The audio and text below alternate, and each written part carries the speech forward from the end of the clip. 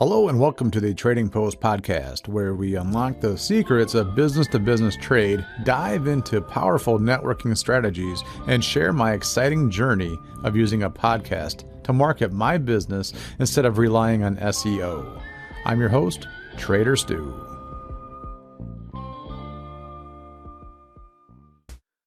Hello and welcome back to the Trading Post. I am your host, Trader Stu. A little housework to get started here. First of all, still sick. Still got to use a cough drop to try and not cough at the microphone. I've had this stupid cold for, I think it was like a month now. I got it at the beginning of the month. I was just looking at it with my wife. My wife is now wicked sick. Can't get rid of the cough. My little son, the 2-year-old, he's still got it. Runny nose, stuffy nose, cough. Not as bad as us, of course. It's two, how they are. The 10-year-old, the stepson, he knocked it out, so he's done with it. And I still got this weak little cough thing. Other than that, I feel fine. It was just stupid cough, man. My God. At any rate, what else we got going here? Oh, Michigan Renaissance Festival is officially over. The last weekend was the last weekend. So the mid-roll is now gone for the sponsorship ad for them, which is, of course, not available. And that gets me into the today's, topic and what I want to talk about. Of course, I'm still sponsored by the Trade Association, the barter company. And if you have any questions about that, holler. If you have any questions about the local homes in your area, if you're not in Metro Detroit or the legal area, still give you a holler, and I'll give you a referral, whatever, to that area. What else? My video game is still, I haven't seen the sneak peek of it yet. I know they're working on the sneak peek. And, but like I said, my voice is done. I didn't do my voice, but my character's in there for the Trading Post, the Trader. That's in the Press Act to Play video game company that has been produced for that game called Get Prep. And then what else? I think that's it.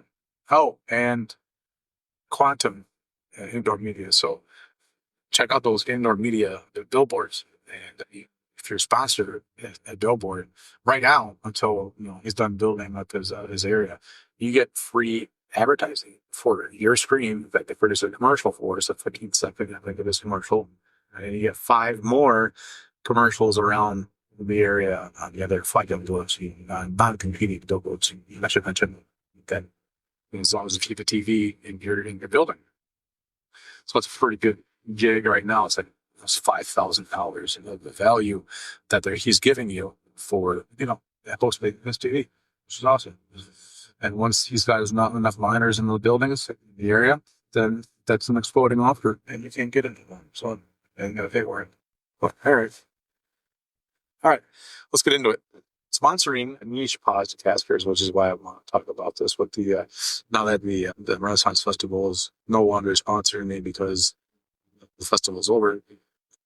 But sponsoring niche podcasters and YouTubers is one of the smartest moves that I believe small businesses can make right now to stretch advertising dollars and drive results in 2025 and beyond, basically.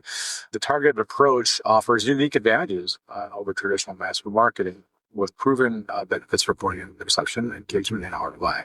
And that's because most small businesses, like the small plumbing company or small florist, can't afford the mass productions that are involved with putting your ad out on bigger venue. And I guess that could be, I heard Facebook has gotten expensive and also is now not as useful as it used to be because I guess it's nobody's on it. Yeah, I guess it's for the older crowd.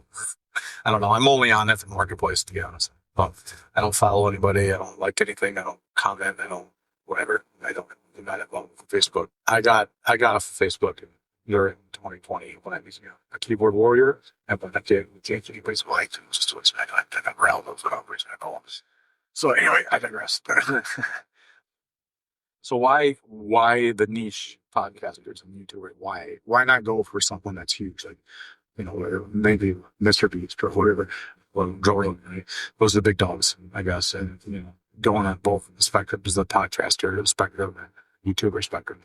So, excuse me, like podcaster. Excuse me, water here.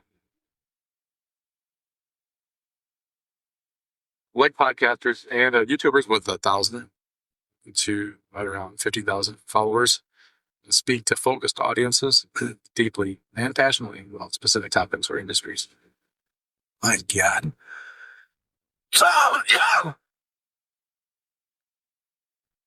I guess I'm editing that out because I'm going to do that. Okay. So most brands not prefer the micro influencer realm over celebrities because they can inspire higher trust and stronger engagement and offer much better value for every marketing dollar that you spend. And like I said, you can't afford, and posting an ad on these. Just can't. And not as a local big dogs can, but not the little guys, right? So that's another reason why. And also for the amount of money you put into somebody that's a micro influencer up to 50,000 followers. And by the way, I think on on YouTube, you can still see how many followers they have. Well, not podcasting. So, I don't think anyway. Anyway, that's the round, right? 1 to 50,000. So, and then host-read sponsorships on podcasts are really powerful because listeners view the hosts and they trust the expert and as trusted experts.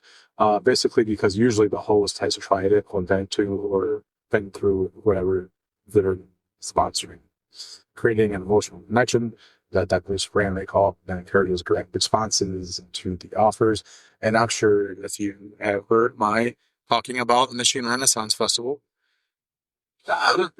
you can tell that I was there.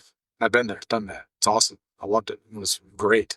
And you can't get that kind of reach by somebody who's just talking about it and has never been through or experienced or been to the Renaissance Festival. Right?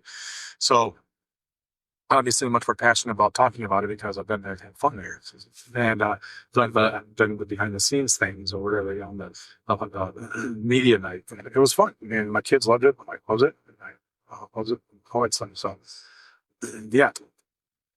What else? So here's the benefits for small businesses. Okay. So laser targeted reach. Your messages reach an audience that is already interested in your type of product or service, leading to more relevant leads and higher conversion rates. So talk about that. High engagement. That's me. All right. Micro and niche creators have engagement rates. So here's the likes and the comments and the listener actions. You get 2 to 3 times higher than large celebrities because their audiences truly value their recommendations. So I've seen many times that subscriber count no longer means anything on YouTube, even as far as how much pay they get. Already, yeah, revenue or what do you call it, AdSense, that is no longer, I guess, gauged on their subscriber count. It used to be like, oh, okay, give me subscribers, like and subscribe, like and subscribe. I guess that those days are gone. I'm not on YouTube, so I don't follow it anymore like I used to. So, but and that's because there was no, what do you call it? No action. There's the celebrity followers. They got the followers and subscribers because people's friends follow. Oh, I should subscribe and follow, but they'll never watch a video, right? They just because they're told to or asked to, and that's it. Lower cost, less competition. Sponsorship costs are a fraction of what mega influencers charge, and there's less ad clutter, making your message stand out on it. So I think about that too, because if you are advertising on a celebrity, they're going to have maybe 15 ads in their hour-long deal, right? Whereas if you get a micro influencer, you might have 3. So you'll only have 3, or whatever they're saying. The authenticity and trust. Niche creators are trusted for their knowledge and real opinions, and making their endorsements feel like genuine recommendations and not ads.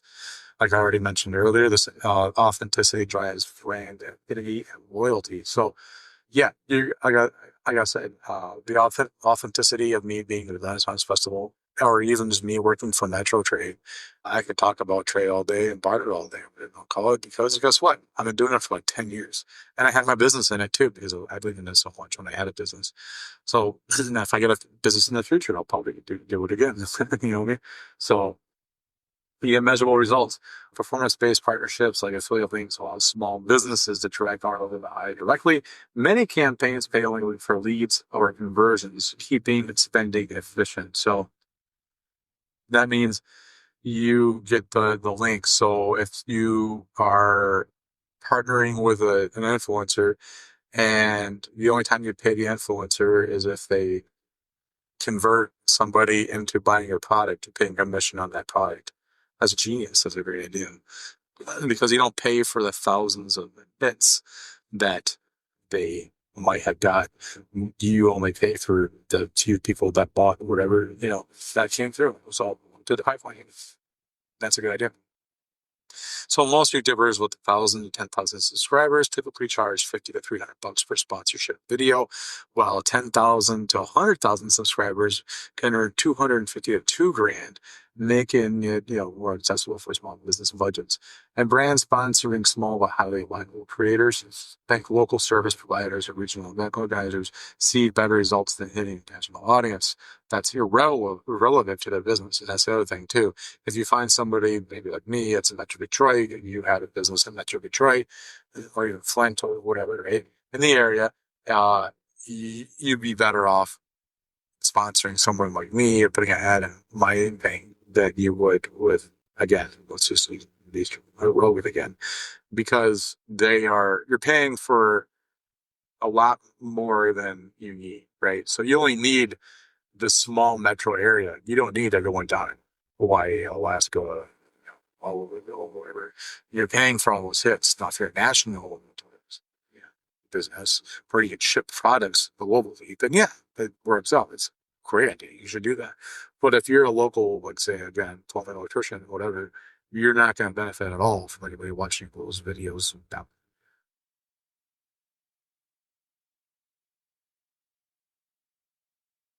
In B2B, more campaigns focus on building long-term brand and trust, which is 67%, and credibility is 54%, then raw lead generation, leveraging podcasts and YouTube sponsorships to position the business as an industry thought leader.